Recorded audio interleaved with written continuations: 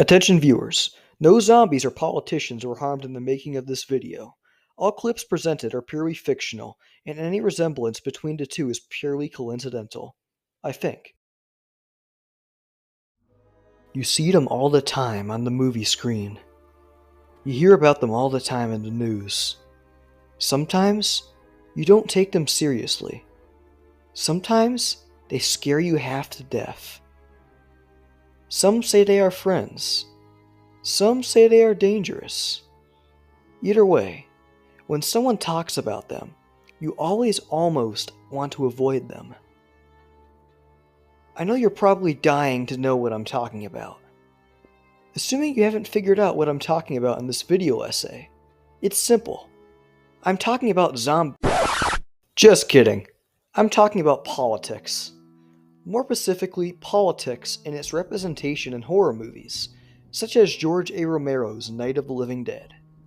Night of the Living Dead is a film that on the surface may just seem like another ordinary monster movie flick about undead creatures terrorizing a small town. But the grave cold truth is, the film has way more meaning behind it than that.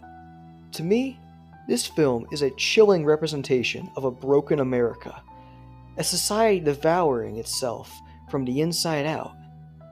Think of the film this way.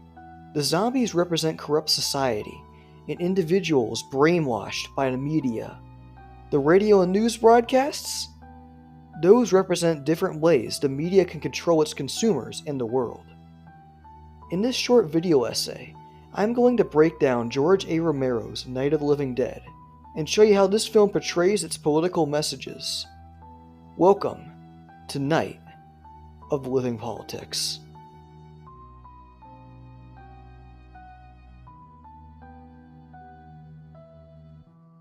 Throughout the film, we see the survivors trapped inside the house, staring at the television, listening to the radio, as it's quite literally their only source of hope or understanding of what's going on.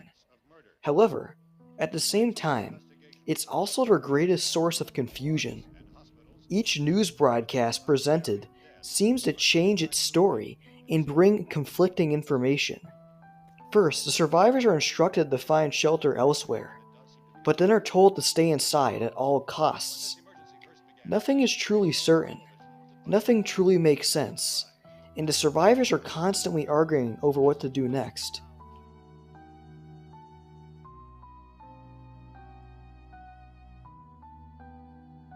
When Night of the Living Dead hit theaters in 1968, America was experiencing a huge turning point in the civil rights movement: the assassination of Martin Luther King Jr.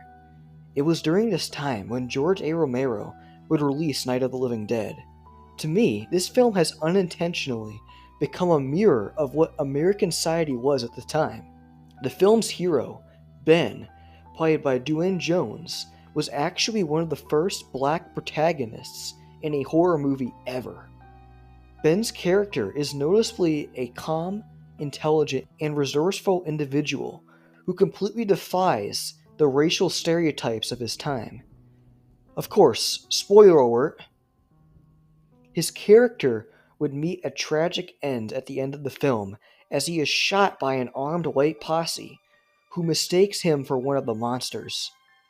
Though I am unsure if Romero intended it or not, Ben's death could be seen as a reflection in how a black man in this nation could survive the undead, but could not survive the living.